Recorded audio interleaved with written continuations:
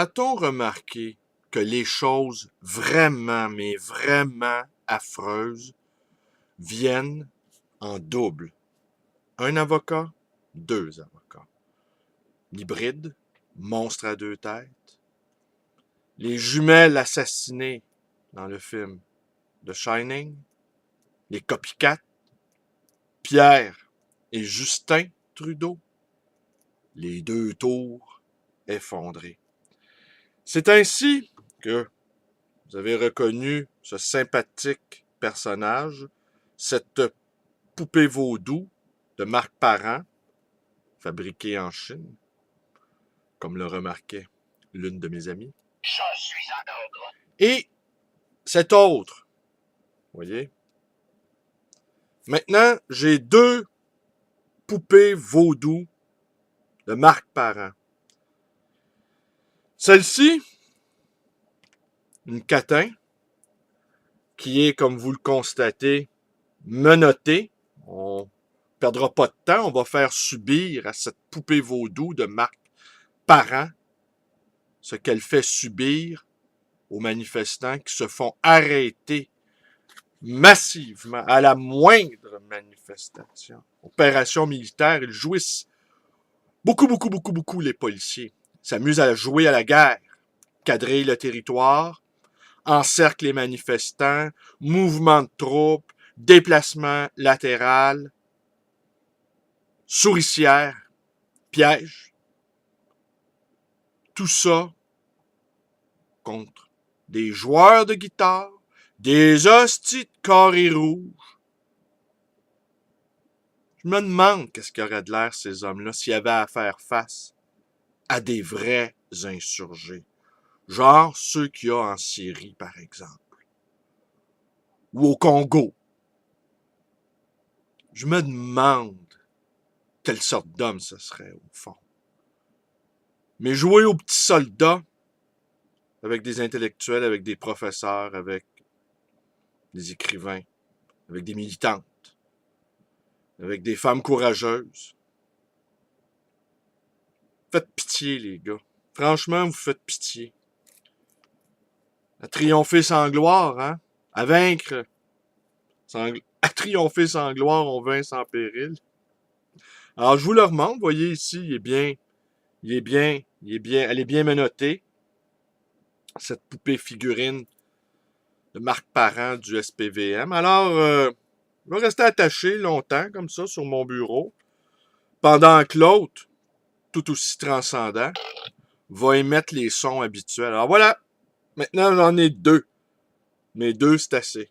Hein? Un, c'est bien. Deux, c'est pire. Dans ce cas-ci.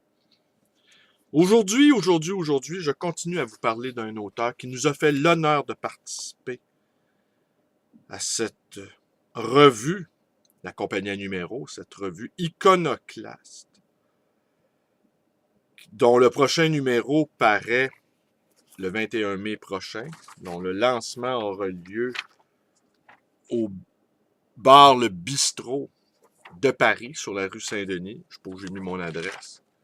Enfin, vous pouvez aller vérifier sur ma page Facebook. De toute façon, le Bistrot de Paris, Saint-Denis, Mont-Royal, sur la rue Saint-Denis, angle Mont-Royal, à partir de 17h.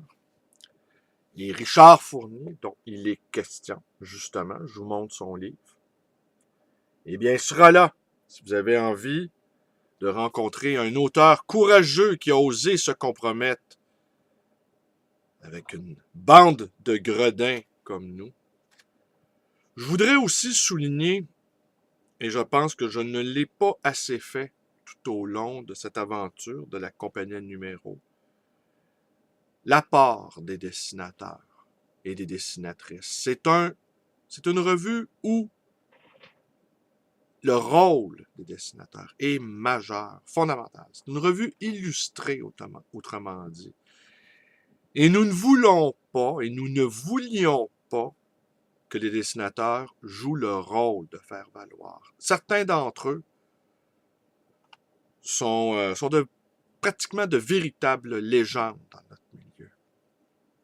Je pense ici à Adeline Rognon, je pense ici également à Jacques Boivin et Sylvie Rancourt, qui a participé à l'un des numéros.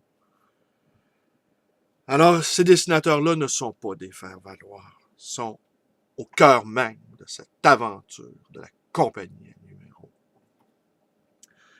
Alors, qu'est-ce que je peux vous dire sur ce livre? Une atmosphère américaine. C'est que c'est un livre drôle, c'est 15 nouvelles, ludiques, amusantes, très bien écrites. Richard Fournier, un écrivain qui ne se prend pas au sérieux, mais qui cependant écrit sérieusement. Le style est beau, la langue est juste, tout est parfait, tout est équilibré dans cet ouvrage. Je ne vous lirai pas aucune nouvelle, je ne voudrais pas les gâcher par une lecture balbutiante ou chevrotante. La nuit a été courte, je suis couché tard, je me suis levé tôt. Mais cependant, je vais vous lire 2 ou 3 commentaires qu'il a fait lui-même dans cette note de l'auteur que je vous montre ici à l'écran.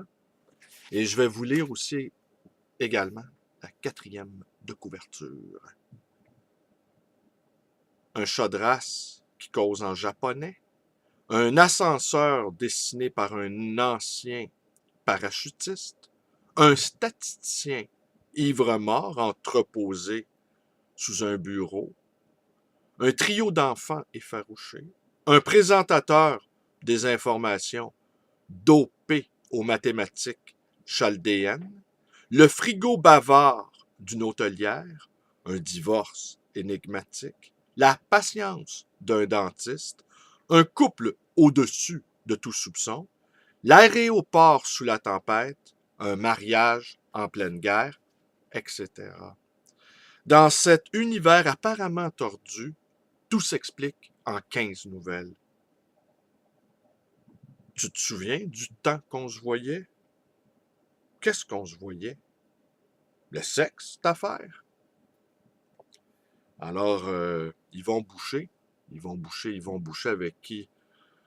On a créé cette revue-là précisément avec l'ami Georges Raby. Il va également de son commentaire. Il y a fort longtemps qu'il ne m'a été donné à lire un recueil de nouvelles aussi réussi que celui de Richard Fournier dans les saisons littéraires. Richard Fournier a publié quelques textes dans les saisons littéraires et Georges Raby aussi et votre humble serviteur également. Alors Richard Fournier, il est poète, il est journaliste, il est sociologue dans l'ordre, dans le désordre. C'est ça qui est intéressant, le désordre. Retrouve son amour des chats au moment où un règlement de la ville où il habite, au Québec, enjoint de les tenir en laisse, sous peine de voir la police partager ses pouvoirs avec les chasseurs du dimanche.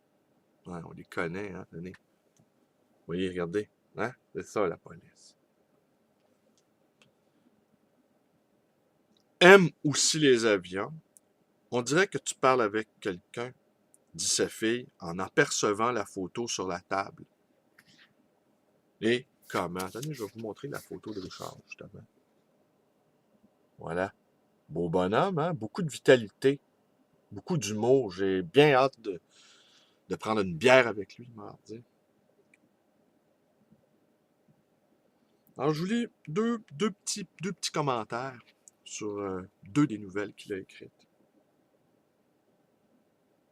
Cependant, c'est bien quiconque m'ayant suivi jusqu'ici possède de fortes chances d'avoir déjà deviné ce que j'ai à lui dire à propos d'une atmosphère américaine. Le recueil aurait pu s'intituler « Comptine pour intellectuels ». Ce titre me roule dans la tête depuis que j'ai composé la nouvelle, ouvrant le recueil.